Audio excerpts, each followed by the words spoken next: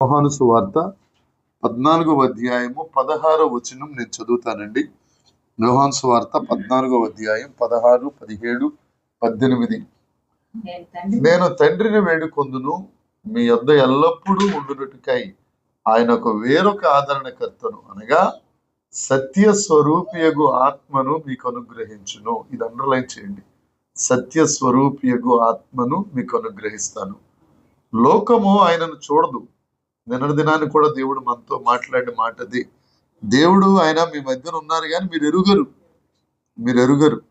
ఎరగాలి అంటే ఏం చేయాలి? ఆయన మన కన్నులు తెరవాలి. ఏం ఎరగాలి అనేది మరి మీకు ఎంతవరకు ఉందో ఒక 4 లక్షణాలు అయితే మనం చెప్పుకోగలిగాం. 5వది సమయం లేదని మనం చెప్పుకోలేదు. లోకము ఆయనను చూడదు, ఆయనను ఎరుగుదురు గనుక ఆయనను పొందనేరు. మీరు ఆయనను ఎరుగుదురు, ఆయన మీతో కూడా నివసించును, మీలో ఉండును. ఆయన మనతో కూడా ఉంటారు, మనలో ఉంటారు. దేవునికి స్తోత్రం. మిమ్ములను అనాథలుగా విడువను, మీ వద్దకు వత్తును. కొంతకాలమైన తరువాత లోకము నన్ను మరి ఎన్నడూను చూడదు. దేవునికి స్తోత్రం. ఈ వాక్య భాగము ద్వారా దేవుడు ఈ దినాన మనతో సంభాషించునుగాక. దేవునికి స్తోత్రం. ఇక్కడ ఈ యోహాను సువార్త 14వ అధ్యాయం 16, 17, 18, 19 వచనాలు మనం చూడగలిగితే అక్కడ ఉన్న మాట, నేను ఒక ఆదరణకర్తను మీ దగ్గరికి పంపిస్తాను. ఆదరణకర్త 81వ గుణ లక్షణంగా ఆదరణకర్త. పోయిన బేస్తవారం గురువారం రోజున ద్రాక్షావల్లి అనే నామాన్ని మనం ధ్యానిస్తున్నప్పుడు 15వ అధ్యాయంలో ఆ రోజున చిన్న మాట మనం గుర్తు చేసుకున్నాం. 15వ అధ్యాయంలో నేను ద్రాక్షావల్లిని, తీగలు మీరు అని యేసుక్రీస్తు ప్రభు ఎందుకు చెప్పారు? అక్కడ ఎందుకు చెప్పాల్సిన పరిస్థితి వచ్చింది అని అంటే 14వ అధ్యాయం మొదటి నుంచి మనం చూసుకుంటే యేసుక్రీస్తు ప్రభు తన సిలువలో మరణించిన మరణాన్ని గురించి 14వ అధ్యాయం అంతా అదే. 1వ వచనం చూస్తే మీ హృదయములను కలవరపడనీయకుడి అని ఉంటుంది. ఆయన మీ కొరకు నివాస స్థలములను ఏర్పాటు చేయటానికి వెళ్ళారు. ఆయన కలవరపడద్దు, యేసుప్రభు వెళ్ళిపోతున్నారు, యేసుక్రీస్తు ప్రభు చనిపోతున్నారని మీరేమీ కలవరపడక్కర్లేదు. నేనే మార్గము, నేనే సత్యం, నేనే జీవము అని ఆ ప్రారంభ మాటల్లో ఆయన చెప్పుకుంటూ వస్తూ ఇక 16వ వచనం వచ్చేసరికి ఆయన చెప్పిన మాట ఏంటంటే, నేను మీ కొరకు ఒక ఆదరణకర్తను పంపిస్తాను, నేను మిమ్మల్ని అనాథలుగా విడువను, నేను ఎల్లకాలం మీతోనే ఉంటాను, మీలో ఉంటాను. ఆయన మనలో ఉండే దేవుడు, మనతో ఉండే దేవుడు. 1 కొరింథీ పత్రిక 6వ అధ్యాయం ఆఖరి వచనాలు చూసుకుంటే, మీ దేహమే దేవాలయం, మీ దేహము పరిశుద్ధాత్మకు నిలయమని, ఆలయమని మీరు ఎరుగరా? పరిశుద్ధాత్మ దేవుడు మనలో నివసించే దేవాలయాలం మనం. ఇక్కడ భూమి మీద కట్టబడిన దేవాలయాలు ఎక్కడ కడితే అక్కడే ఉంటాయి, కానీ మనము పరిశుద్ధాత్మ దేవుణ్ణి కలిగి ఉన్నప్పుడు, ఈ దేహం అనే దేవాలయమే ఆయనకు ఆలయం అయిపోయినప్పుడు మనం పరిశుద్ధాత్మ దేవుణ్ణి మోసుకుని తిరుగుతూ ఉన్నాం. అది జ్ఞాపకం చేసుకోవాలి. పరిశుద్ధాత్మ దేవుణ్ణి మనం ఎక్కడికి వెళ్తే అక్కడికి, ఆఫీస్కి వెళ్ళామా అక్కడికి ఆత్మదేవుడిని మోసుకెళ్తున్నాం. దేవాలయంకి వెళ్ళామా, దేవాలయం అంటే మీరు ఏదో హిందూ దేవాలయాలు అనుకోకండి, మన దేవాలయం పేరే యేసయ్య దేవాలయం. దేవాలయానికి వెళ్ళామా యేసుక్రీస్తు పరిశుద్ధాత్మ దేవుడిని తీసుకెళ్తున్నాం. హాస్పిటల్కి వెళ్ళామా పరిశుద్ధాత్మ దేవుడిని తీసుకెళ్తున్నాం. ఏమండి? కాబట్టి మనం ఎక్కడికి వెళ్ళినప్పటికీ యేసయ్యను లేకపోతే పరిశుద్ధాత్మ దేవుణ్ణి మోసుకుంటూ మనం వెళ్తున్నాం. ఇది గమనించాలి. అదే విధంగా దేవుడు వారితో ఈ 14వ అధ్యాయం అంతా అంటే 3.5 సంవత్సరాలు వారితో పాటు దేవుడు ఉన్న తర్వాత శిష్యులు యేసుక్రీస్తు ప్రభుతో సహవాసం చేశారు. 3.5 సంవత్సరాలు ఆయనతో పాటే భోజనం చేశారు, ఆయనతో పాటే తిరుగుతూ ఉన్నారు, ఆ దేవుని యొక్క మాటలు వింటున్నారు, ఆ దేవునితో సహవాసం కలిగి ఉన్నారు. ఇక నేను సడన్ గా వెళ్ళిపోతానంటే ఎవరికైనా బాధే కదండి. వాళ్ళు భయపడుతున్నారు. ఇప్పుడు నువ్వు వెళ్ళిపోతే ఇక మా పరిస్థితి ఏంటి? ఏమండి, మా భవిష్యత్తు ఏంటి? మళ్ళా మేము వెళ్ళి చేపలు పట్టుకోవాలా? లేకపోతే ఈ చేపలు తీసుకొచ్చి మళ్ళీ యథార్థ పాత జీవితమైన మాది అని అనుకుంటున్నప్పుడు చెప్పిన మాట ఈ 14వ అధ్యాయము 16, 17, 18 వచనాలు. మేము అనాథలుగా విడువనబ్బాయి, నేను మీతో పాటు ఉంటాను. ఎల్లప్పుడూ పరిశుద్ధాత్మ దేవుడు మనతో ఉండే దేవుడు. దేవునికి స్తోత్రం కలుగునుగాక. మన నేడైనా, మనం నమ్ముకున్న వారైనా, మనం చేసుకున్న వారైనా, మనకు పుట్టిన వారైనా మనల్ని విడిచిపెట్టి ఉంటారు. ఎంత మన ఫ్రెండ్లీగా ఆడుతూ మూవ్ అయినా కానీ విడిచిపెట్టి ఉంటారు. విడిచిపెట్టకపోతే ఎలాగవుతుంది? కానీ యేసుక్రీస్తు ప్రభువు మాత్రం మనల్ని విడిచిపెట్టే దేవుడు కాదు. అదే చెప్పింది ఆయన, నేను మీలో ఉంటాను, నేను మీతో ఉంటాను. ఆయన పరిశుద్ధాత్మ దేవుడు, ఆయన పేరు ఆదరణకర్త, ఆయన ఆదరించే దేవుడు. చాలా మంది ఈ మధ్యకాలంలో ఎక్కువగా వింటున్న మాట ఏంటి అని అంటే, పలానా చర్చికి వెళ్ళాం, ఆ పాస్టర్ గారు మీ ఇంట్లో దెయ్యం ఉంది, మీ ఇంట్లో చీకటి ఉంది, మీ ఇంట్లో అది ఉంది, మీరు ఇలా చేయండి, మీరు ఇన్ని వారాలు ప్రార్థన పెట్టుకోండి. ఇవన్నీ పరిశుద్ధాత్మ దేవుడు చెప్పడండి. వాక్యంలో ఎక్కడ మనం 66 గ్రంథాల్లో చూస్తే ఎక్కడ ఇలాంటి పిచ్చి పిచ్చి మాటలు మాట్లాడినట్టుగా ఉండదు. ఆయన ఆదరించే దేవుడు. భయపెట్టే దేవుడు ఎందుకు అవుతాడు? ఇంట్లో అడుగు పెట్టగానే మీ ఇంట్లో చీకటి కనపడుతుంది, నాకు మీ ఇంట్లో దెయ్యం కనపడుతుందంటే ఇంట్లో వాళ్ళకి ఎలా ఉంటుంది? పాస్టర్ గారు వచ్చి మాట చెప్తున్నాడు అని అంటే వాళ్ళు బెదిరిపోతారు. మన దేవుడు బెదిరించే దేవుడు కాదు.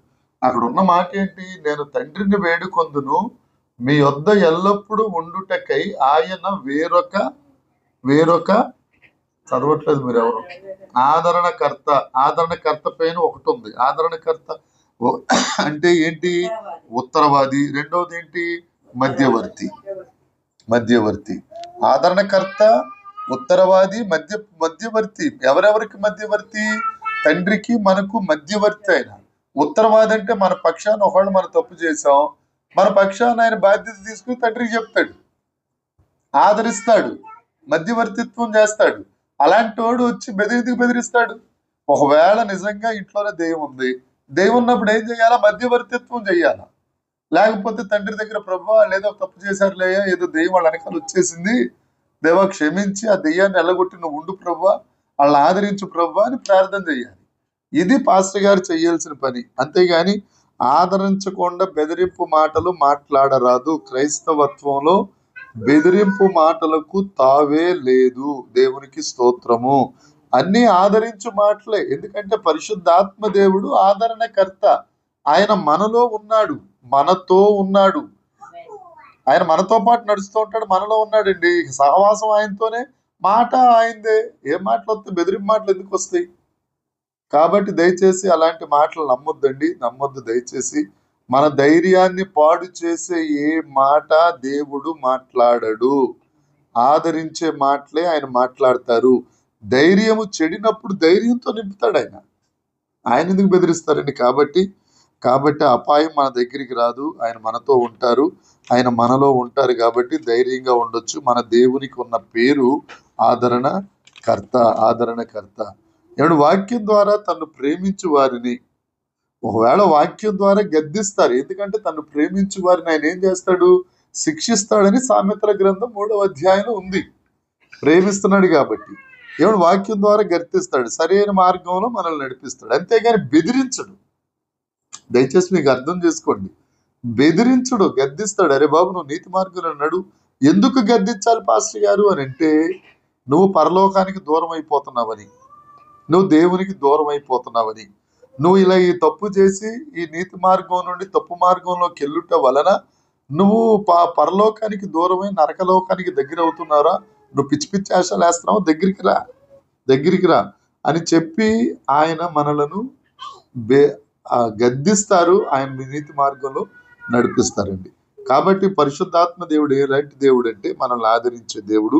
ఈ పరిశుద్ధాత్మ గురించి పరిశుద్ధ లేఖనాల్లో ఉన్న మాటలు కూడా ఆదరించే మాటలే. ఆయన మనకు ఆత్మదేవుడిగా ఉన్నారు. ఆయన వాగ్దానాలతో మనల్ని ఆదరిస్తారు. ఒకవేళ నీలో రోగం వస్తుందనుకోండి, ఆయన ఏమని గుర్తు చేస్తాడు అని అంటే, స్వస్థపరచు యెహోవాను నేనే అనే వాగ్దానాన్ని గుర్తు చేస్తాడు. నీకు రోగం వచ్చింది, స్వస్థపరచు దేవుడు నేనే అనగానే నీకు ఆదరణ వస్తుంది. ఏమంటే ఎవరు లేరు అనుకుని ఒంటరిని అయిపోయావా, నేను నిన్ను విడువను ఎడబాయను అనే వాగ్దానాన్ని ఆయన గుర్తుకు చేస్తాడు. 14వ అధ్యాయం 26వ వచనం ఒకసారి చూద్దామండి. 14వ ఆదరణకర్త అనగా ఆత్మ సమస్తాన్ని బోధిస్తారు, మీకు జ్ఞాపకం చేస్తాడు. మనకు జ్ఞాపకం చేస్తాడు. ఆత్మదేవుడు ఏం చేస్తాడు అని అంటే, వాగ్దానాలను మనకు జ్ఞాపకం చేస్తాడు. ఏమండి, మేక మెదడు మనందరికీ తెలుసు. కోడి మెదడు అంటే మనకి కొద్దిగా తెలియకపోవచ్చు, కానీ మేక మెదడు ఒకవేళ తెలియకపోయినా మేక మెదడు ఎంత ఉంటుంది? చిన్నది. ఒకవేళ దాని మీద కొద్దిగా పెద్ద మెదడు మనిషి మెదడు. బైబుల్ లేఖనాల్లో, పరిశుద్ధ లేఖనాల్లో ఎక్కడ ఏ వాగ్దానాలు ఉన్నాయో ఈ మెదడుకి గుర్తు రావడం అనేది ఆషిమాషి విషయం కాదు. అలాంటప్పుడు ఆత్మదేవుడు ఏం చేస్తాడు, నీకు ఆన్ ది స్పాట్ నీకు కావాల్సి నీకు ధైర్యం ఇచ్చే వాగ్దానం ఏదో ఆయన గుర్తు చేస్తాడు. ఆ గుర్తుకు రావట్లేదంటే అర్థం ఇక మీరు అర్థం చేసుకోవాలి పరిశుద్ధాత్మ దేవుని అధికారం మన మీద ఎంతవరకు ఉంది అనేది. దయచేసి బాధపడద్దు, దేవుడిని అడగండి, పరిశుద్ధాత్మ నింపుదల కొరకు ఆత్మదేవుడా నన్ను మీ ఆత్మతో నింపండి అని అడగండి. యేసుక్రీస్తు ప్రభువు కూడా కొండ మీద ప్రసంగం చేస్తున్నప్పుడు ఏమంటారు, మీ పిల్లలు చేపను అడిగితే పావునిస్తారా, రొట్టెని అడిగితే రాయినిస్తారా? వాళ్ళే అంత ఇస్తున్నప్పుడు చెడ్డవారయ్యుండి వారు మంచి అక్కడ భలే మాట మాట్లాడతాడు ఆయన. మీ నాన్న అమ్మ చెడ్డవారయ్యుండి మంచి ఈవులు మీకు ఇస్తా ఉంటే నేను మరి నిశ్చయముగా పరిశుద్ధాత్మను మీకు అనుగ్రహిస్తాను కదా. కాబట్టి 26వ వచనంలో ఏముంటుందంటే మనకి ఆయన బోధిస్తారు ఈ లేఖనం ఎందుకు, ఈ లేఖనం యొక్క అంతరార్థం ఏమిటి అని ఆ రోజుకు తగ్గ విధంగా జాగ్రత్తగా వినండమ్మా. ఆ రోజుకు తగ్గ విధంగా, ఈ రోజు గురువారానికి ఈ వాక్యం మనం ధ్యానించుకుంటున్నాం కాబట్టి ఈ రోజుకు తగ్గ విధంగా వచనాన్ని మనకు ధ్యానింపజేస్తాడు. రేపు ఇంకొక పరిస్థితి వస్తుంది, అదే వచనం ఇంకొక రకంగా మనతో మాట్లాడుతుంది. ఎల్లుండి ఇంకొక పరిస్థితి వస్తుంది, అదే వచనం ఎల్లుండి ఇంకొక రకంగా మనతో పరిస్థితిని బట్టి దేవుడు మనకు బోధిస్తాడు. పరిస్థితిని బట్టి కావలసిన ధైర్యాన్ని ఆదరణ ఇచ్చే వాగ్దాన వాక్కును దేవుడు మనకు అనుగ్రహిస్తారు. దాని వలన మనం నెమ్మది పొందుకుంటాం, ధైర్యం పొందుకుంటాం. అది ఎంత ఆదరణకర్త ద్వారానే మనకు జరుగుతుంది. ఆయన సమస్తమును మనకు జ్ఞాపకం చేసే దేవుడు, సత్యం నుండి సర్వసత్యంలోనికి నడిపించే గొప్ప దేవుడు ఆయన. దేవునికి స్తోత్రం. మనం చదువుకున్న వాక్య భాగంలో ఉంటుంది. లేదు అని అంటే 16వ అధ్యాయం 13వ వచనం ఒకసారి చూడమా. అదే యోహాను సువార్త. అయితే ఆయన అంటే పరిశుద్ధాత్మ ఆదరణకర్త అనగా సర్వసత్యంలోనికి ఎప్పుడు పరిశుద్ధాత్మ వస్తేనే మనం సత్యం నుండి సర్వసత్యంలోనికి నడవబడతాం. పరిశుద్ధాత్మ లేనంత వరకు బైబిల్ ఎలా కనపడుతుంది అంటే ఒక పాఠ్య పుస్తకంలా కనపడుతుంది. ఆత్మశక్తితో మనం చదువుతున్నప్పుడు దేవుని సన్నిధిలోనికి మనం వెళ్తున్నట్టు కనపడుతుంది. ఎందుకంటే 16వ కీర్తనలో ఉంటుంది కదా, 11వ వచనంలో నీ సన్నిధిలో సంపూర్ణ సంతోషం కలదు. దేవుని సన్నిధిలో సంపూర్ణ సంతోషం, వాక్యంలో సంపూర్ణ ఆనందం. దేవునికి మహిమ. ఆయన సన్నిధికి వెళ్ళామంటే వాక్యం చదువుతాం, సంతోషం ఉంటుంది, దేవుడు ఆనందిస్తారు. మొదటిది సమస్తాన్ని మనకి జ్ఞాపకం చేస్తారు, బోధిస్తారు, సర్వసత్యంలో నడిపిస్తారు. అంతేకాదు వాక్యాన్ని మనకి ఎలా బోధిస్తారో తెలుసా అండి, గుసగుసలాడుతూ. ఇప్పుడు ప్రేమించుకున్న వాళ్ళు ఉంటారు, ఆ ప్రేమించుకున్న వాళ్ళు తల్లి తండ్రి భార్యాభర్తలైనా, బిడ్డ తండ్రి అయినా, బిడ్డ తల్లి అయినా, స్నేహితులైనా ఎవరైనా ప్రేమించుకుంటున్నప్పుడు ఆ సెన్సిటివ్, అదే కొద్ది సున్నితమైన ఆ ఫీలింగ్ చెవులో గుసగుసలాడితే చెప్తారు ఐ లవ్ యూ అని. దేవుడు కూడా మనల్ని ప్రేమిస్తున్నాడు కాబట్టి ఆయన గుసగుసలాడుతా చెప్తాడట. ఏమని చెప్తాడు అసలు? గుసగుసలాడతాడని మాట పరిశుద్ధ గ్రంథంలో ఎక్కడుంది? యోబు గ్రంథం 4వ అధ్యాయం 12వ వచనం చూద్దాం. యోబు 4వ అధ్యాయము 12వ వచనం ఒకసారి చూద్దాం. దేవునికి స్తోత్రం. అమ్మా నీకు వందనాలు. యోబు గ్రంథం 4వ అధ్యాయం. నాకొక మాట రహస్యముగా తెలుపబడెను. ఓ జీసస్ హల్లెలూయా. నా చెవిలో ఒకడు గుసగుసలాడుతున్నాడు. ఏమని గుసగుసలాడతాడు? కాదు 6వ వచనం చదువుతాం. ఏమని గుసగుసలాడుతున్నాడు? నా దగ్గరికి వచ్చి సురేష కుమారుడా, మై బిలౌడ్, లేకపోతే ఓ ప్రెషియస్ సన్, ఇవన్నీ చెప్పి ఐ లవ్ యూ నాన్న, నువ్వంటే నాకు చాలా ఇష్టం, నా ఎళ్ళ నీకున్న భక్తి నీకు ధైర్యం పుట్టించట్లేదురా అని గుసగుసలాడతా చెప్తాడు. దేవునికి స్తోత్రం. అంటే అప్పుడు మనకి ఎలా ఉంటుంది? అమ్మో నాకు భక్తి ఉందన్నమాట, దేవుడి పట్ల నాకు చిన్న భక్తి ఉన్నట్టు దేవుడు గుర్తించాడు అనమాట. ఆ భక్తి నాకు ధైర్యాన్ని పుట్టిస్తుంది. దేవునికి స్తోత్రం. సాతాను ఏం చెప్తాడు? నువ్వు చేసేది ఒక భక్తి ఏంట్రా, నువ్వన్నీ ఇలా అబద్ధాలు ఆడుతుంటావు, నీ పరిస్థితి అందరికి అర్థమైపోయింది, నువ్వు ఇలాంటి వాడివి, నువ్వు పాజిటివ్ అయిపోయావు, నువ్వేం చెప్తావురా అదిరా. ఆయన చెప్పే ఎన్ని అబద్ధాలు కదా. వాడు అబద్ధములకు జనకుడు, అబద్ధాలే చెప్తుంటాడు. మన దేవుడు సత్యస్వరూపియగు ఆత్మ, ఆయన పేరే సత్యం. ఏమండి, ఆయన వచ్చి చెప్తాడు గుసగుసలాడతా, నాన్న నీకు నీ భక్తి నీకు ధైర్యం పుట్టించట్లేదా? ఎందుకు భయపడుతున్నావు? ఎందుకు బాధపడుతున్నావు? నేను లేనా? అనారోగ్యంగా ఉన్నావా? నేను నేను స్వస్థపరిచిన? ఆర్థిక పరిస్థితుల నా చేతుల కింద నువ్వు బలిష్టమైన చేతుల కింద ఉంటే నీకు సమస్తం చేయనా? ఒకవేళ నీకు డబ్బులు లేవని బాధపడుతున్నావా? దరిద్రుడిని అయిపోయినని బాధపడుతున్నావా? ధనవంతుడైన నేను నీ కొరకు దరిద్రుడై నిన్ను ధనవంతుడిని చేశాను కదరా అని గుసగుసలు ఆడుతూ ఉంటే మనకి ఎలా ఉంటుందండి ఈ ఫీలింగ్? ఒకసారి ఆలోచించుకోండి. ఆయన గుసగుసలు ఆడుతున్నారని. నేను నీకు ఆరోగ్యం ఇస్తానంటాడు. ఏమండి, నేను నిన్ను ఆశీర్వదిస్తానంటాడు. నేను నీకు ఆనందాన్ని ఇస్తానంటాడు. నేను నిన్ను అలరిస్తానంటాడు, నిన్ను అలంకరిస్తానంటాడు. ఇన్ని వాగ్దానాలు దేవుడు మనతో మాట్లాడుతూ ఉంటే, వీటన్నిటిని జ్ఞాపకం చేస్తూ ఉంటే మన పరిస్థితి ఎలా ఉంటుందో చూడండి. యేసుక్రీస్తు ప్రభు ఉంటేనండి, ఒకవేళ యేసుక్రీస్తు ప్రభువే బ్రతికే ఉన్నారు అని అంటే ఆయన ఇజ్రాయెల్ దేశానికే పరిమితం అవుతాడు. అక్కడి నుంచి ఇక్కడ రానివ్వరు కదా. మన వాళ్ళు ఎక్కడున్న వాళ్ళనే చంపేస్తుంటే ఆయన ఎవరు రానిస్తారు? ఆయన అక్కడి వరకే పరిమితం అవుతాడు. కానీ పరిశుద్ధాత్మ దేవుడు యేసుక్రీస్తు ప్రభు చెప్పింది అయితే, నేను వెళ్ళుట వలన నీకు మేలే, ఎందుకంటే ఆదరణకర్తను పంపిస్తాను. ఆయన ప్రపంచంలో ఏ మూలకైనా వెళ్ళిపోతాడు. దేవునికి స్తోత్రం. ఆయన సర్వవ్యామి అయిన దేవుడు, దేవునికి మహిమ. ఆయన ఎక్కడికైనా వెళ్ళగలరు. కాబట్టి ఈ 81వ నామముగా ఆయన గుణలక్షణంగా మనం నేర్చుకుంటుంది ఏంటి అని అంటే, ఆయన ఆదరణకర్త అయిన దేవుడు, ఆయన ఆత్మదేవుడు, ఆయన సదాకాలం మనతో పాటు ఉండే దేవుడు, మనల్ని అనాథలుగా విడువడు. ఏమండి, ఆయన గురించి తెలిస్తే ఒక మాట చెప్తానండి. ఈ మధ్య ప్రవచనాలకి నేను వ్యతిరేకం కాదు, కానీ ఈ ప్రవచనాలు బాగా ఎక్కువైపోయినాయి ఈ మధ్యన. పరిశుద్ధాత్మ గురించి, వాక్యం గురించి నీకు బాగా తెలిస్తే నీకు ఇంకో ప్రవచనం అక్కర్లేదు. పరిశుద్ధ గ్రంథమే ప్రవచన గ్రంథం. ఆమేన్. మనం ప్రకటన గ్రంథం ధ్యానించుకున్నాం. ఆ ప్రవచన గ్రంథం ప్రత్యక్షతల గ్రంథానికి ఏముంటది? ఎవడు దీన్ని చదువుతాడో, ఎవడు దీన్ని వింటాడో, ఎవడు దీన్ని గైకుంటాడో వాడు ధన్యుడు. అంతేగాని ఎవరి దగ్గరికి వెళ్ళి చేయి చూపించుకుంటాడో, లేకపోతే ప్రవచనం ఎవరి దగ్గరికి వెళ్ళి ఏముంటది? నీకు తెలియదు వాళ్ళకి ఏం చెప్తాడు దేవుడు? ఏమండి, నీతో గుసగుసలు ఆడకుండా నీ గురించి వాళ్ళ చెవిలో ఎందుకు గుసగుసలాడతాడు? నాకు తెలియంది. దేవుడు నీకు చెప్పదలుచుకుంటే సిగ్గుపడతాడు. ఆయన నీ దగ్గరికి వచ్చి క్లియర్గా చెప్తాడు కదా. ఏంటి, ఒకవేళ ఇంకోటి చెప్తున్నాను, ఏ ప్రవచనం అయినా పరిశుద్ధ గ్రంథంలో లేకుండా బియాండ్ పరిశుద్ధ గ్రంథం ఏది ప్రవచనం కాదు. ఆ ప్రవచనంలో క్షేమాభివృద్ధి ఉండాలి, ఆదరణ ఉండాలి, హెచ్చరిక, ఈ 3 ఉంటేనే. నా కుమారుడా, నువ్వు వచ్చే సంవత్సరానికి కోటీశ్వరుడు అవుతావు. దాంట్లో హెచ్చరిక ఎక్కడుంది? దాంట్లో నా ఆత్మకు క్షేమాభివృద్ధి ఎక్కడుంది? ఎందుకు అది ప్రవచనం అయిపోతుంది? అలాగైతే వాళ్ళందరూ భక్తులందరూ దానియేలు, షడ్రకులు, మిషకులు ఎన్ని కార్లు కంపెనీలు ఎట్టి వాళ్ళందరూ. ఏమండి, దయచేసి ఇవన్నీ కాదు. ఆత్మలో వర్ధిల్లాలి, అన్ని విషయాల్లో వర్ధిల్లాలి. ఆత్మ నీలో ఉండాలి.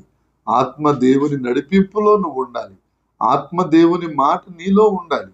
ఆత్మ దేవుని సెన్సిటివిటీ, సున్నితత్వం, మనకి ఇంగ్లీష్ రాసి వచ్చేస్తుంది. సున్నితత్వం అనేది ఉండాలి నీలో. అది లేకుండా ఎన్ని ప్రవచనాలు పోగేసుకున్నా ఇవన్నీ వృధా ప్రయాస. అందుకే పౌలు గారు కూడా అంటారు, ప్రవచనాలైనా వ్యర్థమైపోవచ్చు. ఏమండి, ప్రేమ మాత్రం స్థిరం. నీకు ఎప్పుడైతే ప్రేమ ఉంటుందో దేవుని యొక్క పరిశుద్ధాత్మ దేవుడు నీలో ఉన్నట్టే లెక్క. ఎందుకంటే ఆయన ఆదరణకర్త, మనలో ఉండే దేవుడు, ఆయన మనతో మాట్లాడే దేవుడు. దేవునికి స్తోత్రం కలుగును గాక. 82వది చూసుకుందాం. మొదటి 81వ నామము ఆత్మదేవుడు. 82వది మనం ఇందులో చదువుకున్నాం. యోహాను సువార్త 16వ అధ్యాయం 13వ వచనం. అయితే ఆయన అనగా సత్య స్వరూపి అయిన ఆత్మ వచ్చినప్పుడు మిమ్మల్ని సర్వసత్యములోనికి నడిపించును. సత్యస్వరూపియగు ఆత్మ. ఆదరణకర్తకున్న మరొక పేరు సత్యస్వరూపి అయిన ఆత్మ. ఈ ఆత్మ దేవుడు ఏం చేస్తాడు అని అంటే, సర్వసత్యంలోనికి నడిపించడం అని అంటే అన్ని మనకు బయలుపరుస్తాడు. ఏమండి, అన్ని బయలుపరుస్తాడు. అక్కడ ఉంటది కదా, చదువుదాం. 16వ అధ్యాయం చదువుదాం. మొదటి నుంచి. అయితే ఆయన అయితే ఆయన అనగా సత్యస్వరూపి అయిన ఆత్మ వచ్చినప్పుడు మిమ్మల్ని సర్వ సత్యంలోనికి నడిపించును. ఆయన తనంతట తానే ఏమీ బోధింపక ఏటిని వినునో వాటిని బోధించి సంభవింపబోవు సంగతులను సహితం మీ పాస్టర్ గారి ద్వారా మీకు తెలియజేస్తాడని ఉందమ్మా అక్కడ. అందరికీ తెలియజేస్తాడు ఆయన దగ్గర పక్షపాతం అనేది లేదు పాపం. ఆయన జరగబోవు సంగతులు అంతే కదమ్మా, సంభవింపబోవు సంగతులను మీకు అంటే మన జీవితంలో సంభవింపబోవు సంగతులు, ఒకవేళ సంఘానికి సంభవింపబోవు సంగతులు, లేకపోతే క్రైస్తవ లోకానికి సంభవింపబోవు సంగతులు. అప్పట్లో 1వ శతాబ్దంలో పరిశుద్ధాత్మతో అపోస్తలుల బోధ యందు పెరుగుతున్న సంఘంలో విశ్వాసులు సహితం ప్రవచనములు చెప్పువారిగా, ఆ భాషలు మాట్లాడువారు, భాషలకు అర్థం చెప్పువారు, జరగబోవు సంగతులు అంటే బుద్ధి వాక్యము చెప్పువారు, అయిపోయిన సంగతులు అంటే జ్ఞానవాక్యము చెప్పువారు, వివేకము కలిగిన వాక్యము చెప్పువారు ఉండేవారు అప్పట్లో. ఇప్పట్లో సంఘం ఎవరు లేరు. దేవుని మహాకృప యేసయ్య దేవాలయం గురించి నేను కొద్దిగా అతిశయిస్తూ చెప్పగలిగినది, దేవుడు ఇప్పుడిప్పుడే సంఘాన్ని పెంచుతున్నారు కాబట్టి ఆత్మలో వారు వాక్యం ఏమిటి లేకపోతే ఆరాధన చేసినప్పుడు దేవుని ప్రసన్నత మేము చూడగలుగుతున్నాం, కళలు దర్శనాలు చూడగలుగుతున్నాం, ఈ కొన్ని చెప్పగలుగుతున్నారు అని అంటే దేవుడు మన సంఘము పట్ల ఒక రకమైన దేవుని యొక్క కృప కలిగి ఉన్నారు కాబట్టి అందుని బట్టి దేవుని స్తుతించాలన్నమాట. 16వ అధ్యాయం 18వ వచనాన్ని కూడా ఒకసారి చదువుదాం.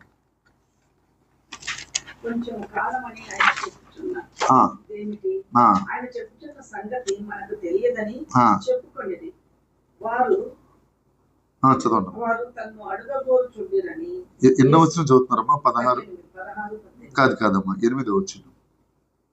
ఆయన వచ్చి, ఎవరు వచ్చి? సత్యస్వరూపియగు ఆత్మ లేదా ఆదరణకర్తయగు ఆత్మ వచ్చి పాపమును గూర్చి, నీతిని గూర్చి, తీర్పును గూర్చి ఒప్పింపజేస్తారు. పాపము మొదట ఏంటండి?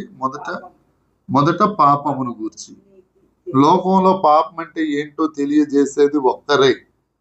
ఇది పాపము, ఇది చేయకూడదు, ఇది దేవునికి ఇష్టం కాదు, ఇది దేవుని చిత్తం కాదు, దీన్ని చేయరాదు, ఇది హేయమైనది అని చెప్పేది పరిశుద్ధాత్మ దేవుడే. నీలో ఆ సెన్స్ కలుగజేస్తాడు ఆయన, ఆ స్పృహ కలుగజేస్తాడు ఆయన. అపవాది ఏం చేస్తాడు? పర్లేదు వాళ్ళు అలాగే చెప్తుంటారు, ఇవన్నీ జరుగుతాయా?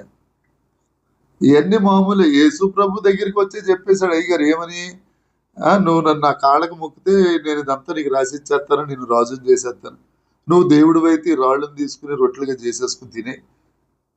యేసు ప్రభుకే బోధ చేయడానికి ప్రయత్నం చేశాడు అపవాది, మనకే మాత్రం ఏమండి. కాబట్టి మనకు బోధిస్తూ ఉంటాడు. పరిశుద్ధాత్మ దేవుడు ఏమంటాడంటే, బాబు ఇది పాపం, దీన్ని చేయకూడదు, ఇది దేవునికి ఇష్టం లేదని పాపమును గూర్చియు, తరువాత నీతిని గూర్చియు. నీతి అంటే ఏంటి? యెహోవాని నమ్ముకోవాలి, దేవుడిని నమ్ముకోవాలి. ఇది పాపము. దేవుడిని నమ్ముకుని ఇలా బ్రతకాలి.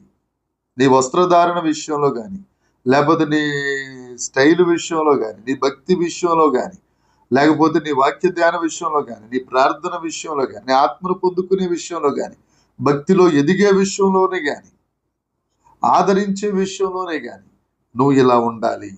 దేవునికి ఇలా ఉండటం దేవునికి ఇష్టం.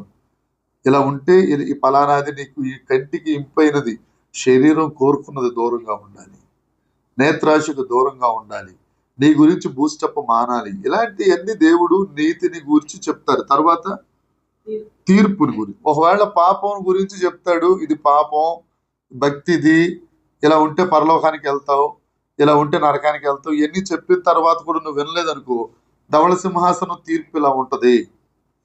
నిత్య రాజ్యం ఉన్నట్టుగానే నిత్య నరకం కూడా నీ ఎదుట ఉంటది అని పరిశుద్ధాత్మ దేవుడు, లేకపోతే సత్యస్వరూపియగు ఆత్మ పాపమును గూర్చియు, తరువాత నీతిని గూర్చియు, తీర్పును గూర్చి నీకు ఎల్లప్పుడూ చెప్తానే ఉంటాడు, ఎల్లప్పుడూ చెప్తానే ఉంటారు. తర్వాత ఇంకేం చేస్తాడు ఆయన? అదే యోహాను సువార్త 5వ అధ్యాయం 26వ వచనం చదువుదామండి. యోహాను సువార్త 5వ అధ్యాయం 26వ వచనం.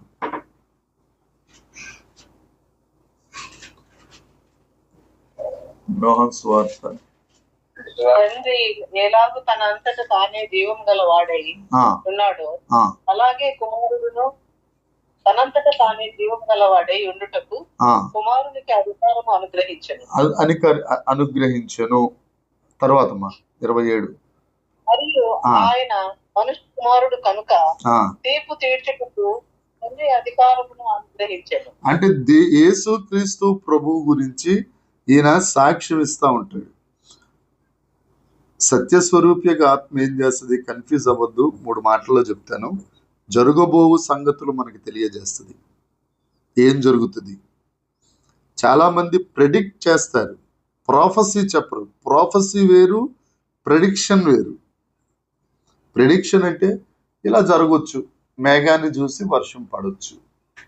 ఆ మేఘం వెంటనే గాలి రావడం చూసి గాలి వస్తుంది కాబట్టి మేఘాలు చెదిరిపోయి వర్షం పడకపోవచ్చు. This is the prediction. ప్రవచనం అనేది ఎలా వస్తుంది? కేవలం దేవుని ఆత్మ చేతనే వస్తుంది. దేవుని ఆత్మ ఉంటేనే, దేవుడు స్పష్టంగా మనకు ఆ ఆత్మను వినగలిగితేనే స్వరాన్ని ఆయన జరగబో సంగతులు తెలియజేస్తాడు. రెండవది పాపమును గూర్చి, నీతిని గూర్చి, తీర్పును గూర్చి ఒప్పింపజేస్తాడు. మూడవది ఆయన గురించి, యేసుక్రీస్తు ప్రభు గురించి మనకు సాక్ష్యం ఇస్తాడు. యేసయ్య గురించి మనకు తెలియజేస్తారు. ఆ కింద వచనాలకు వస్తే మనం ధ్యానించింది జీవ పునరుద్ధానం గురించి, తీర్పు పునరుద్ధానం గురించి యేసుక్రీస్తు ప్రభు మనకు తెలియజేస్తారు. కాబట్టి మనము భయపడవలసిన అవసరం లేదు, మనము కలవరపడవలసిన అవసరం లేదు. సత్యస్వరూపియగు ఆత్మ మనతో ఉన్నారు కాబట్టి ప్రతి దినం ఆయన సహాయాన్ని మనం కోరుకోవాలి. ప్రభువా, పాపం గురించి నాకు చెప్తండ్రి, నీ యొక్క నీతి గురించి నాకు తెలియచే ప్రభువా, తీర్పు గురించి నాకు తెలియచే ప్రభువా, నేను ఇప్పుడు లేచాను తండ్రి, నా కాళ్ళు లోకంలో పెడుతున్నాను ప్రభువా, నేను పాపం చేయకున్నట్లేదు పాపము అని నా ఆత్మకు తెలియచే ప్రభువా, నన్ను ఆపు తండ్రి. లేకపోతే జరగబో విషయాలు నీకు తెలిస్తే కదా, ఇది చేస్తే ఇలా అయిపోతుంది, ఇది చేయకు అని, పాపం చేయకుండా ఆపు అని దేవుని దగ్గర పరిశుద్ధాత్మ దేవుని సహాయం మనం కోరుకోవాలి. ఎందుకంటే ఆయన దేవుడు కాబట్టి. ఏమండి, చాలా మంది ఏమనుకుంటారంటే భాషలు మాట్లాడేస్తే వీళ్ళు పరిశుద్ధాత్మను పొందేసుకున్నారా అని అనుకుంటారు. భాషలో ఒక కృపావరం అంతే. కృపావరాల్లో మొదటి సైన్ ఏంటంటే భాషలు మాట్లాడడం, తరువాత కొద్దిగా లోతుకెళ్తే అర్థాలు చెప్పడం, కొద్దిగా లోతుకెళ్తే ప్రవచనాలు చెప్పడం, కొద్దిగా లోతుకెళ్తే బుద్ధివాక్యం, తర్వాత జ్ఞానవాక్యం, తర్వాత వివేకం, ఇవన్నీ వస్తాయి. అంతేగాని భాషలు మాట్లాడేసినంత మాత్రాన్ని పరిశుద్ధాత్మ అనేది కాదు. కొంతమందికి దేవుడు కృపను బట్టి 9 వరాలు ఇచ్చేయచ్చు, కొంతమందికి కొన్ని వరాలు ఇవ్వచ్చు. కాబట్టి ఏది సత్యమో, ఏది న్యాయమో, దేవునికి ఏది ఇష్టమో, దేవునికి ఏది చిత్తమో, ఏది చేస్తే నిత్య జీవంలోనికి వెళ్తాము అనేది పరిశుద్ధాత్మ దేవుడు మనకు తెలియచేస్తారు. అది సత్యస్వరూపియగు ఆత్మ చేసే పని. చేసిన తప్పుని తప్పుగా ఆత్మదేవుడు గద్దిస్తారండి. జాగ్రత్తగా వినండి మీ మాటలు. పరిశుద్ధాత్మ దేవుడు ఏం చేస్తాడు? సత్యస్వరూపియగా ఆత్మదేవుడు ఏం చేస్తాడు అని అంటే, మనం ఏదైనా తప్పు చేసామనుకో, నువ్వు తప్పు చేస్తున్నావు, తప్పు చేస్తున్నావు, తప్పు చేస్తున్నావు అని దేవుడు చెప్తాడు. మనం వింటే ఆ దేవుడు మరొకసారి చెప్తాడు. మనం వినకపోతే ఆయన చెప్తానే ఉంటాడు, కానీ ఆ స్వరం నిదానంగా మద్దగిచ్చిపోతా ఉంటది. దానిని వాక్య భాగం, లేఖన భాగం ఏమని చెప్తుందంటే, వాత వేయబడిన మనస్సాక్షిలోకి మనం వెళ్ళిపోతాం. మన మనస్సాక్షి ఎప్పుడూ లైవ్లీగా ఉండాలి, సున్నితంగా ఉండాలి. ఎందుకంటే మెల్లని స్వరంతో దేవుడు మనతో మాట్లాడతారు. ఏలియా 1వ రాజుల గ్రంథం 19వ అధ్యాయం చూస్తే, ఏలియా మరణాపేక్ష కలిగిన వాడైన తరువాత, దూత తెచ్చిన ఆహారం తీసుకొచ్చిన తరువాత భూకంపం వచ్చింది, సుడిగాలు వచ్చింది, పెద్ద పెద్ద శబ్దాలు వచ్చేసినాయి. వీటిలో దేవుని స్వరం ఎక్కడా వినపడలేదు. మెల్లని స్వరంతో దేవుడు మాట్లాడతాడు. చాలా చాలా సున్నితంగా మన మాట, దేవుని మాట వినాలి అని అంటే చాలా సున్నితంగా మన మనస్సాక్షి ఉండాలి. అప్పుడు దేవుడు గద్దిస్తున్నప్పుడు ఆ గద్దింపుకు లోబడితే ఆ పరిశుద్ధాత్మ దేవుడు ఆయన మనల్ని మరొక్కసారి గద్దిస్తాడు. ఒకవేళ మనం వినలేదనుకోండి, ఆయన గద్దిస్తుంటాడు, కానీ ముండ్ల పొదలు వాక్యాన్ని నొక్కేసినట్టుగా మన మనస్సే దేవుని యొక్క ఆత్మను నొక్కేస్తూ ఉంటుంది. అప్పుడు ఆత్మ మొద్దుబారింది అయిపోతుంది. మన మనస్సాక్షి వాత వేయబడిన మనస్సాక్షి అవుతుంది. ఇక అప్పుడు దేవుని స్వరం మనం వినలేం, మన ఇష్ట ప్రకారం మనం ప్రవర్తిస్తాం. ఆ తర్వాత రకరకాల మాటలు మనలోనికి వస్తూ ఉంటాయి. 119వ కీర్తన 23వ వచనం ఒకసారి చూడమ్మా. 139వ కీర్తన, కీర్తనల గ్రంథం 139 23వ వచనం కూడా చదవండి ఒకసారి. 23 దేవా, ఎంత ధైర్యం అండి ఆయనకి, దావీదు గారికి. దేవుడికి చెప్తున్నాడు ఆయన, దేవా నన్ను పరిశోధించి నా హృదయమును తెలుసుకొనము, నన్ను పరీక్షించి. ఎంత ధైర్యం అండి. తర్వాత నీకు ఆయాసకరమైన మార్గము నా ఉన్నదేమో చూడు తండ్రి, చూడు నిత్య మార్గాన నన్ను. మనం ఎప్పుడు ఆత్మదేవుని సత్యస్వరూపియగు ఆత్మ యొక్క మాట మనం ఎప్పుడు వింటా ఉంటే నిత్య మార్గాన నడుస్తాం. ఆయనకు ఆయాసకరమైంది మనలో ఉండదు. దావీదు గారు చెప్పినట్లుగా దావీదు గారు కూడా తప్పు చేశారు. నీ రక్షణ ఆనందం నా ఇద్దరు నుండి ప్రభువా తీసేక మరలా పుట్టించు, ఆత్మ పరిశుద్ధాత్మ దేవుణ్ణి నాలో ఉండని, నీ సన్నిధి నా మీద ప్రకాశింపచి అని 52 కీర్తనలో ప్రార్థన చేసింది. తర్వాత రాసిన కీర్తన.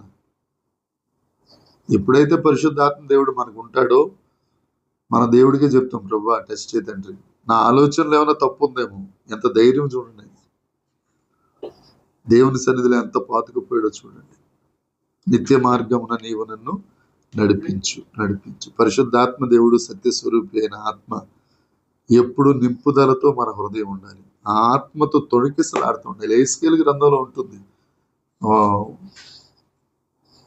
మడమల వరకు ఒక భాగం, మోకాళ్ళ వరకు ఒక భాగం, నడుము వరకు ఒక భాగం. ఇక మనిషి మొత్తం ఈత కొట్టే అనుభవంలోనికి మనం వెళ్ళగలగాలి. 4 భాగాలు పరిశుద్ధాత్మ అనుభవం. ఏ అనుభవంలో మనం ఉన్నాము అనేది ఒక్కసారి మీరు అర్థం చేసుకోండి.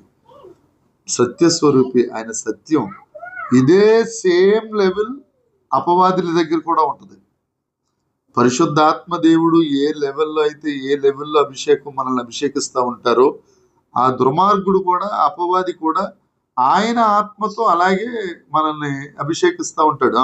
కాకపోతే మనది వివేచించుకోవాలి అంటే పరిశుద్ధాత్మతో మనం నింపబడాలి, దేవుని దగ్గర అడగాలి. అది భ్రమపరుచు ఆత్మ అని ఉంటుంది లేఖనంలో, అది భ్రష్ట మనసు కలుగజేస్తుంది. ఇది ఆత్మ నింపుదల, ఆత్మాభిషేకంతో నింపుతుంది.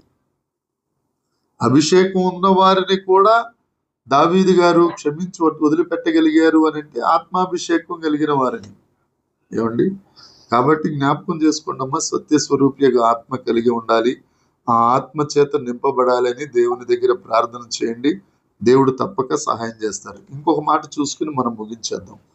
యోహాను సువార్త 1వ అధ్యాయము 1వ వచనం చెక్కమని మీరు చెప్పగలరు ఏం మాట అనేది.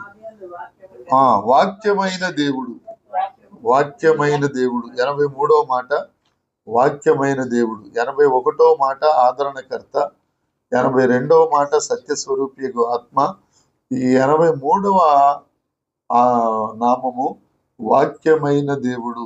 ఆది యందు వాక్కు ఉండెను, ఆది యందు వాక్యము ఉండెను. తీద్దామండి యోహాను సువార్త 1వ అధ్యాయము 1వ వచనం.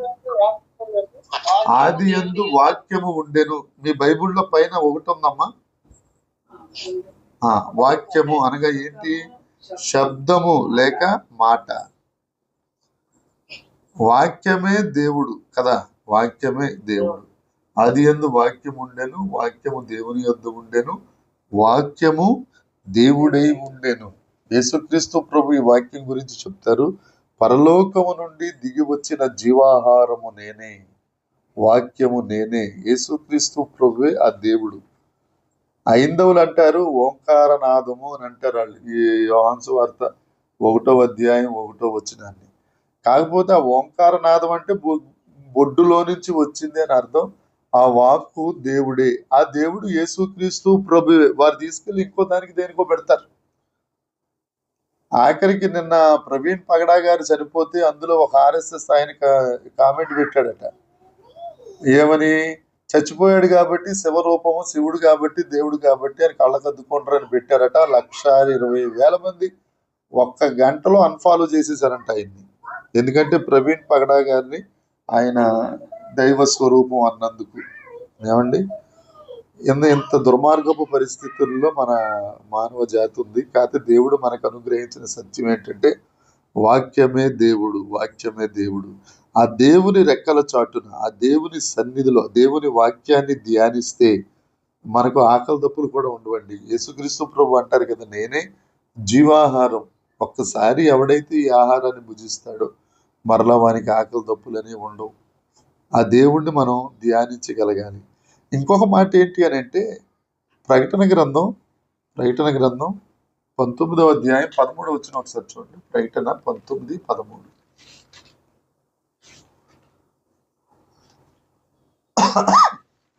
ప్రకటన గ్రంథం 19వ అధ్యాయం. ఉండెను. ఆయన యేసుక్రీస్తు ప్రభు నామం ఏమిటండి? వాక్యమే. యేసుక్రీస్తు వాక్యం, వాక్యమే యేసుక్రీస్తు ప్రభు. దేవునికి స్తోత్రం. ఆ వాక్యమైన దేవుణ్ణి మనం పూజిస్తున్నాం, ఆరాధిస్తున్నాం. ఆ దేవుణ్ణి మనం సేవిస్తున్నాం. అదే మాట 14వ వచనం ఉంటుంది. ఈ వాక్యమే కృపాసత్య సంపూర్ణుడిగా మన మధ్యన సంచరించాడు. ఆ వాక్యమైన దేవుడే శరీరధారిగా శరీరాన్ని ధరించుకుని వాక్యానికే ఆ శరీరాన్ని దేవుడు అమర్చి పంపించాడు. హెబ్రీ పత్రిక ప్రకారం ఏమిటి ఆ శరీరము అని అంటే ఆయన శిలువ శ్రమలను సహించగలిగిన శరీరమును అమర్చి పంపించారు. ఆయన మన మధ్యన సంచారం చేశారు. కాబట్టి మనం కూడా ఎలా ఉండాలట? ఆ వాక్యమును, జీవవాక్యమును, ఆ శరీరధారి అయిన వాక్యమును, ఆ దేవుని వాక్యమును, ఆ శరీరమును అమర్చిన వాక్యమును చేతబట్టుకుని ఫిలిప్పీ పత్రిక 2వ అధ్యాయము 16వ వచనం ఉంటుంది. వక్రజనము మధ్యన మనం ఎలా ఉండాలి? జ్యోతులుగా ఉండాలి. చూస్తారా? ఫిలిప్పీ పత్రిక 2వ అధ్యాయం 16వ వచనం ఒకసారి చూడండి. ఫిలిప్పీ పత్రిక 2వ అధ్యాయం. ఫిలిప్పీలకు పౌలు గారు రాసిన పత్రిక 2వ అధ్యాయం.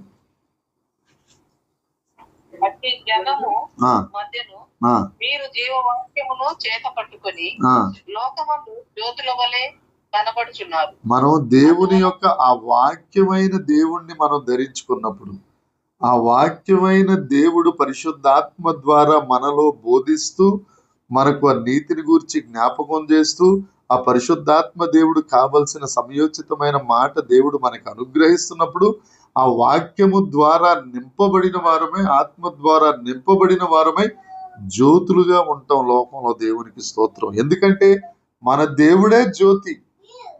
మన దేవుడు వెలుగై ఉన్నాడు లోకానికి. ఆయన ఒక జ్యోతిగా వెలుగుతున్నాడు. అదే జ్యోతి మనలో ఉన్నప్పుడు, వాక్యమైన జ్యోతి మనలో ఉన్నప్పుడు చీకటిలో వక్రజనము మధ్యన, చెడ్డవారి మధ్యన మనము ఒక జ్యోతుల వలె కనపడదాము గాక. దేవునికి స్తోత్రం, దేవునికి స్తోత్రం. అంతేకాదండి, కీర్తనల గ్రంథంలో ఒక మాట ఉంటుంది. 149వ కీర్తన 8వ వచనం 9వ వచనం. కీర్తనల గ్రంథం 149వ కీర్తన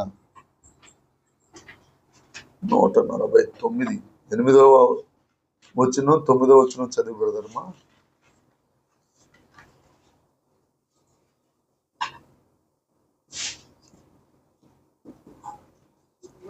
గొలుసులతో వారి రాజులను బంధించుటకు, నడుపుటకు వారి చేతిలో రెండంచులు కలిగిన ఖడ్గం అంటే ఏంటి? ఎక్కడున్నది? హెబ్రీ పత్రిక. ఇది ఇలా ఉంచండి అమ్మా, ఇది ఇలా ఉంచండి. చాలా ముఖ్యమైన మాట ఉంటుంది అక్కడ. హెబ్రీ పత్రిక 4వ అధ్యాయము 12వ వచనం. ఎందుకనగా దేవుని వాక్యము సజీవమై బలము గలదై వడిగా ఉండి ప్రాణాత్మలను కేళ్లను మూలుగను విభజించునంత మట్టుకు దూరిపోయి శోధించుచున్నది. ఎక్కడ దాకా వెళ్ళిపోయిందో చూడండి. మూలుగు దాకా వెళ్ళిపోద్ది వాక్యం. వాడి కలిగి రెండంచులు కలిగిన వాడి అయిన ఖడ్గమైనా గాని, మూలుగు దాకా వెళ్ళదు, కానీ వాక్యం మూలుగు దాకా వెళ్ళిపోద్ది. ఎందుకని? రక్తం పుట్టేది అక్కడే, మూలుగులోనే. దాన్ని ముర్రేనో ఏదో అంటారు సైన్స్ భాషలో, ముర్రే మజ్జ అనుకుంటా.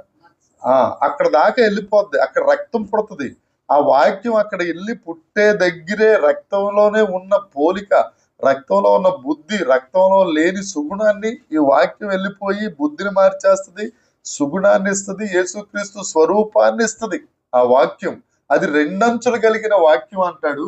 ఇక్కడ దావీదు గారు అంటారు కీర్తన 9వ వచనంలో, వారి చేతిలో రెండంచులు గల ఖడ్గమున్నది, ఆయన భక్తులందరికీ.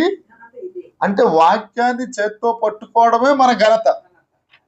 ఎందుకు ప్రతిసారి వాక్యం పట్టుకోండి, పరిశుద్ధ గ్రంథం అని కనపడేటట్టు పట్టుకుని చర్చికి రండి, బయటికి రండి అని ఎందుకు నేను మొత్తుకుంటానంటే అది మనకు ఘనత.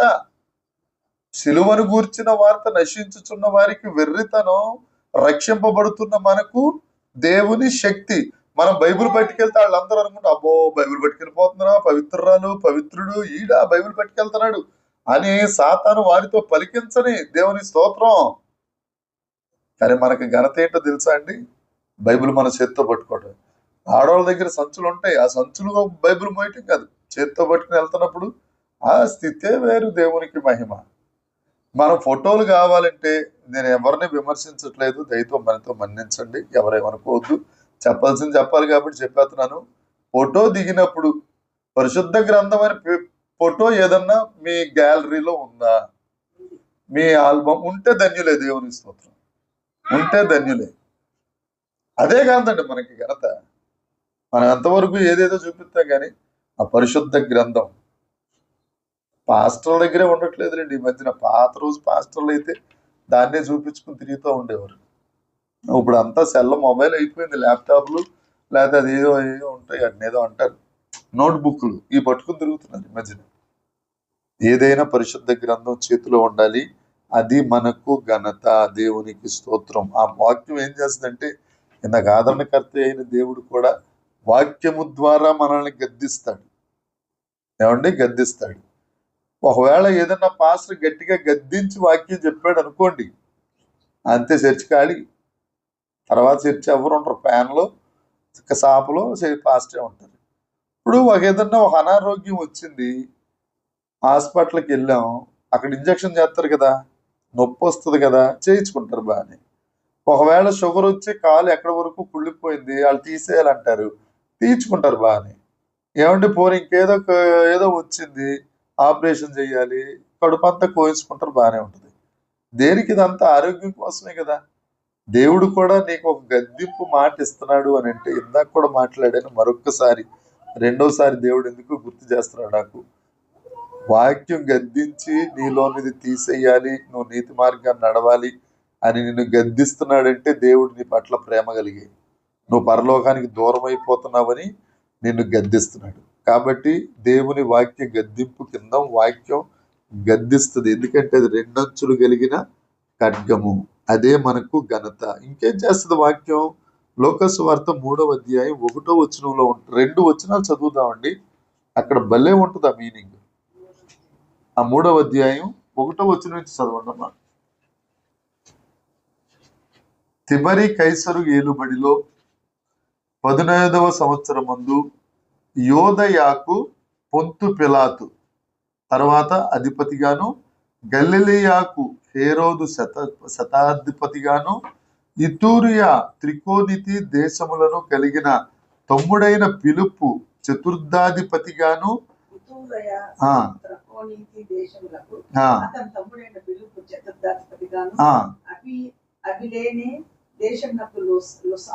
అధిపతిగాను, ప్రధాన యాజకులుగాను.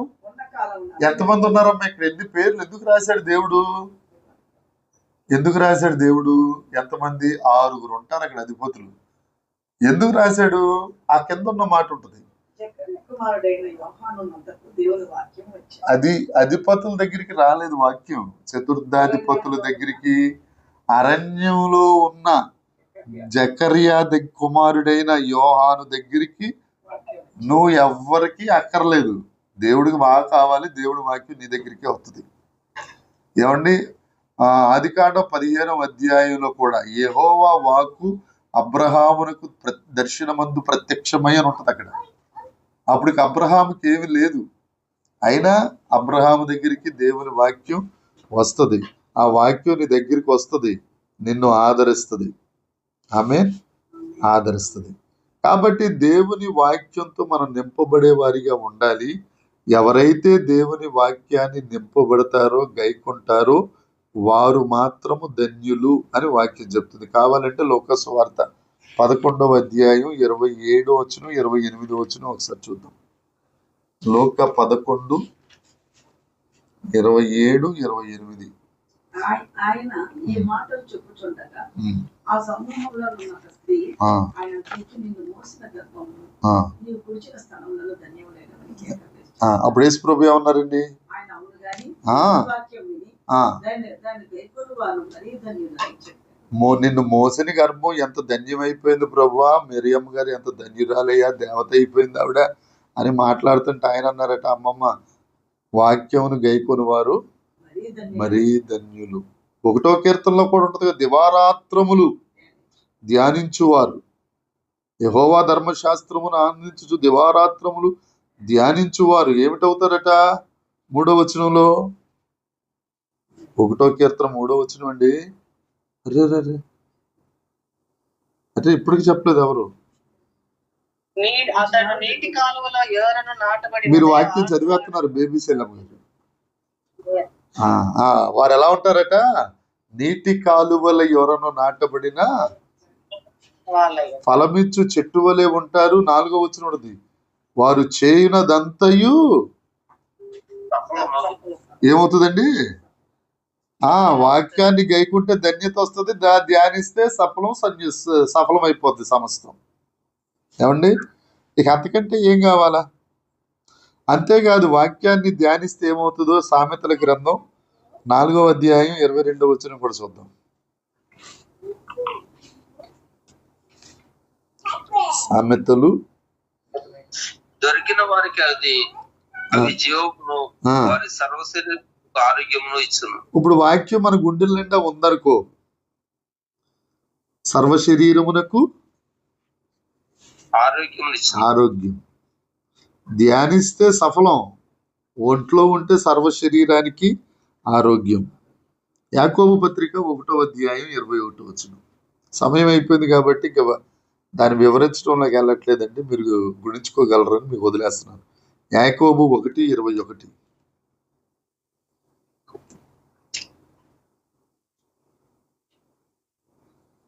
యాకోబు పత్రిక 1. అందుచేత సమస్త కల్మషమును విర్రవీగుచు దుష్టత్వమును మాని లోపల నాటబడిన మీ ఆత్మను రక్షించుటకు శక్తిగల వాక్యమును. ఎలాంటి వాక్యం అండి? అంగీకరించుడే. శక్తి కలిగిన వాక్యం, శరీరమునకు సత్తువిచ్చే వాక్యం, సమస్తమును సఫలపరిచే వాక్యం. ఏమండి? తరువాత మత్తయి 4:4 చూడండి. మనుషుడు రొట్టె వలన కాదు కానీ దేవుని నోట నుండి వచ్చు ప్రతి మాట వలన బ్రతికించే వాక్యం, సఫలపరిచే వాక్యం, ఒంటికి శక్తినిచ్చే వాక్యం, సర్వ శరీరానికి సత్తువిచ్చే వాక్యం, తర్వాత శక్తి కలిగిన వాక్యం, బ్రతికించే వాక్యం. ఆఖరి మాట 107వ కీర్తన 20వ వచనం. ఆయన తన వాక్కును పంపి వారిని బాగు చేశారు.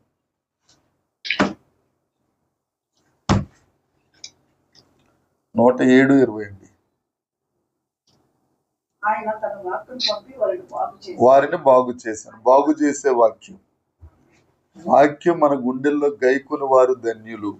ఆ వాక్యమే మనకు ఘనత. ఆ వాక్యమే మన పనులన్నిటినీ సఫలం చేస్తుంది. ఆ వాక్యమే శరీరంలో సత్తువిస్తుంది. ఆ వాక్యమే శక్తి కలిగిన వాక్యం. ఆ వాక్యమే బ్రతికించే వాక్యం. ఆ వాక్యమే బాగు చేసే వాక్యం. కాబట్టి వాక్యమైన దేవుణ్ణి మనం గుండెల నిండా కలిగి ఉండాలండి. కలిగి ఉన్న వాక్యాన్ని గుర్తు చేస్తాడు. సర్వసత్యంలోనికి మనల్ని నడిపించే ఆత్మ. ఆ ఆత్మ దేవుడే మనల్ని నిలబెడతాడు. ఈ దినాన దేవుడు మాట్లాడింది తండ్రి, కుమార, పరిశుద్ధాత్మ దేవుని యొక్క త్రిత్వం గురించి దేవుడు మనతో మాట్లాడారు. ఎంతవరకు గ్రహించారో తెలీదు. మరలా వచ్చే వారం దీని గురించి చిన్న డిస్క్రిప్షన్ ఇచ్చి నేను ఆ వాక్య భాగంలోకి వెళ్తాను. దేవుడి వాక్యమును దీవించును గాక. అవకాశం ఉంటే మనందరం కలిసి దేవునికి స్తోత్రాలు తెలియచేద్దామండి. ఆత్మదేవునికి స్తోత్రము కలుగును గాక. స్తోత్రం స్తోత్రం స్తోత్రం స్తోత్రం స్తోత్రం. తీద్దాం, మా మ్యూట్లు తీసి చెప్దాం. స్తోత్రం స్తోత్రం స్తోత్రం స్తోత్రం. సత్య స్వరూపియకు ఆత్మకు మహిమ కలుగును గాక. స్తోత్రం స్తోత్రం స్తోత్రం స్తోత్రం స్తోత్రం స్తోత్రం స్తోత్రం. వాక్యమైన దేవునికి స్తోత్రం కలుగును గాక.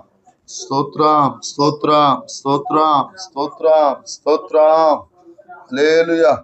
సమస్త మహిమ ఘనత ప్రభావములు యేసుక్రీస్తు ప్రభు ఒక్కరికే చెందును గాక.